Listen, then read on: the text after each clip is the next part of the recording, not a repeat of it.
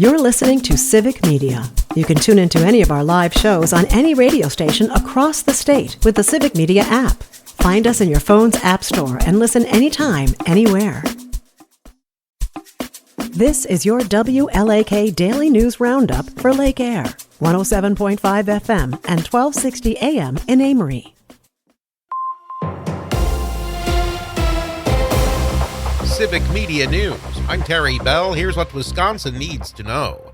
Vice presidential candidate Tim Walz campaigns in Wisconsin today with stops in Green Bay and Eau Claire. He tells Good Morning America why he's running. I watched Donald Trump dismiss the COVID pandemic. I watched him drive an economy into the ground. And I watched Joe Biden and Kamala Harris pick those pieces up. Senator Bernie Sanders is in Milwaukee after criticizing Donald Trump in Baraboo over the weekend. We cannot elect somebody who is working overtime to undermine American democracy. First Lady Jill Biden campaigns for Kamala Harris in Madison tonight. Harris herself will be in Milwaukee, La Crosse, and Green Bay on Thursday. Elon Musk's Political Action Committee has taken over a big share of Donald Trump's get-out-the-vote efforts in Wisconsin. Musk's America PAC is reportedly working with the far-right dark money group Turning Point Action. Their combined efforts are said to be focusing on people they've identified as Trump supporters who haven't voted recently. Wisconsin is second in the nation in the number of dam failures. That's according to the Wisconsin Policy Forum. It says 34 Wisconsin dams have failed since 2000. 28 of those 34 dams have failed since 2018. Only South Carolina does worse. The Policy Forum says it's a symptom of aging infrastructure and more rain due to climate change. Native American tribes in Wisconsin are bringing back growing and harvesting wild rice. Joe Gravine is a member of the Lac du Flambeau Band of Lake Superior, Chippewa in northern Wisconsin. To see that abundance of rice that hasn't been there for 20 years, that smile on their face, the energy that they give off. But tribes are concerned that climate change could threaten future crops. A man from Milwaukee is dead after getting shot at a youth flag football game Saturday afternoon. The man died after being rushed to the hospital. The person was arrested, but police let him go after they determined he was innocent. Milwaukee police say they're looking into how and why it happened. Meanwhile, city leaders are condemning the violence. I'm Terry Bell, Civic Media News. Now, here's what you need to know closer to home. From the Civic Media Newsroom in western Wisconsin, I'm Jimmy Kuska. Travel Wisconsin's Fall Color Report says most of northern Wisconsin is in peak fall colors this week. Northeastern Wisconsin is pushing past the peak, while here in northwestern Wisconsin, we're at 75 to 100% of peak fall foliage. For areas like St. Croix, Polk, and Sawyer counties, mid-October is the typical peak time for fall colors, and everything is right on target in 2024. Some areas south of Highway 29 in Wisconsin are just beginning to turn. Visit travelwisconsin.com/fall color report to check on current conditions. The National Weather Service in Duluth has winter skywarn spotter training dates on its calendar. The lone in-person class will be in Hermantown, Minnesota on October 23rd, but they'll hold 3 virtual classes on November 19th, 20th, and 21st. The classes will focus on northwestern Wisconsin and are free to attend. The classes will cover this year's winter outlook, how to measure and report winter weather, and other topics. You can visit weather.gov/DLH for more information. Western Wisconsin farmers are trying to give away tens of thousands of chickens after an Iowa poultry company's bankruptcy filing was dismissed by a court. 4 Western Wisconsin farms, as well as locations in Minnesota and Iowa, were left on the hook for feeding chickens without any money arriving to help them out. One farm posted that they would personally be losing over $100,000. In Iowa, an emergency order was issued to help out farmers, but so far, no such action has been taken in Wisconsin. Minnesota Governor and Democratic Vice Presidential candidate Tim Walz is in Wisconsin today. Walz will appear at an event in Eau Claire before traveling to Green Bay. For his Eau Claire visit, the Harris-Walz campaign said that Walz will speak directly to voters. Democratic presidential nominee Kamala Harris will be in Wisconsin Thursday, with stops in La Crosse, Milwaukee, and Green Bay. No details have been announced about any of those stops coming up on Thursday. The November election is 3 weeks from tomorrow. The Chippewa Valley is a hotbed for political candidates. Democratic vice presidential nominee Tim Walz is visiting Eau Claire today, and yesterday, Senator Tammy Baldwin was in Menominee for Dunn County's Party at the Barn event to drum up support for her re-election bid. Baldwin discussed her platform covering topics like agriculture and healthcare and gave an update on the Farm Bill, which is still being negotiated in Congress. Baldwin is facing Republican Eric Hovde for U.S. Senate in the November election. A new Wisconsin license plate is available, which will support the International Crane Foundation. The nonprofit organization is based in Baraboo. The plate shows a crane to the left of the license plate number with savingcranes.org along the bottom underneath the number. Anyone who buys the plate will have a $25 donation included in costs that will go to ICF. There are also other fees standard with issuing new license plates.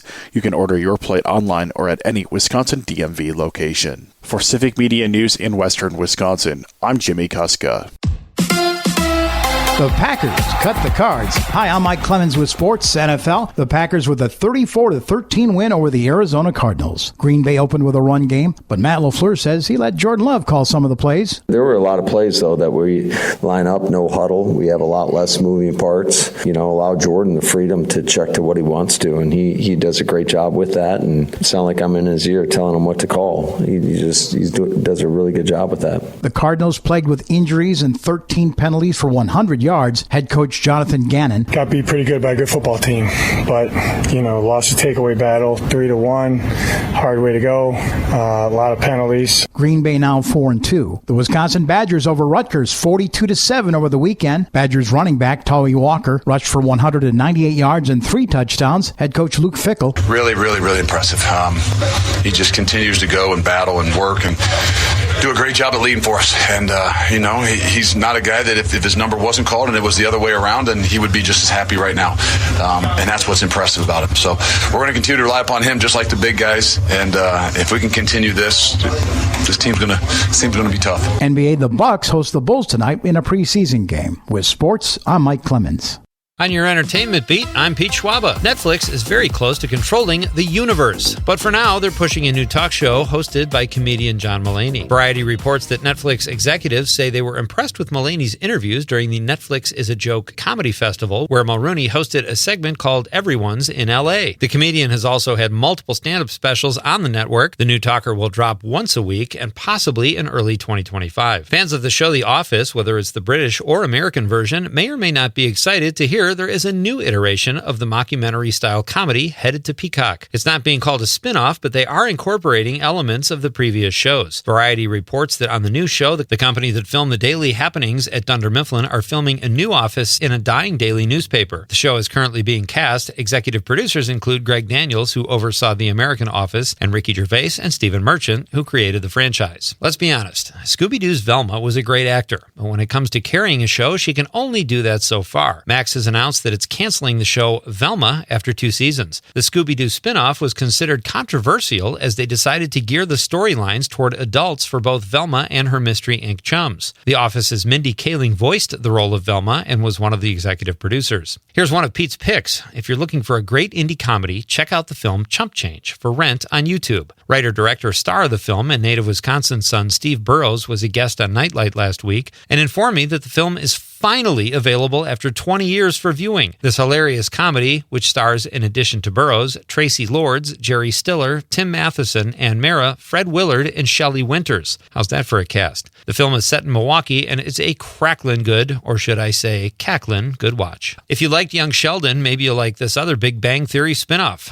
Variety reports the show, which has been in development at Max for the last year, just added cast members Brian Posehn, Lauren Lapkus, and Kevin Sussman. Story details for the series are being kept under wraps, but the 3 new cast members will reprise their roles from the original Big Bang Theory. If the show is ultimately greenlit, it will be the 4th in the Big Bang franchise. Lifestyle influencer, insider trader Martha Stewart is pulling no punches in a new documentary. The film, titled Martha, covers the billionaire's rise to fame, starting with her days as a teenage model to her reality series, Snoop Dogg friendship, and her conviction for obstructing justice and lying to the government, for which she spent 5 months in prison. She has opinions on all of this. Martha will soon be available on Netflix October 30th. For more showbiz fun, tune into Nightlight with me, Pete Schwaba, weeknights from 6 to 8 p.m. on the Civic Media Radio Network.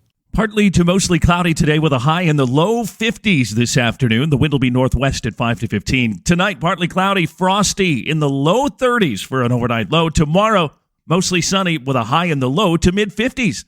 I'm meteorologist Sean Cable. Right now, it's 31. That's your WLAK Daily News Roundup from Civic Media. Subscribe to this podcast on Spotify, Apple, or wherever you find your podcasts. Find more news at lakeair.radio. The national news cycle never stops. but it can be hard to find news about your local community. Civic Media is dedicated to providing quality local and state news coverage across Wisconsin. With the Civic Media app, you can get notifications about local stories that matter to you and your community. Find the free Civic Media app in your phone's app store and choose notifications from the menu to tell us what kind of news you want to hear about.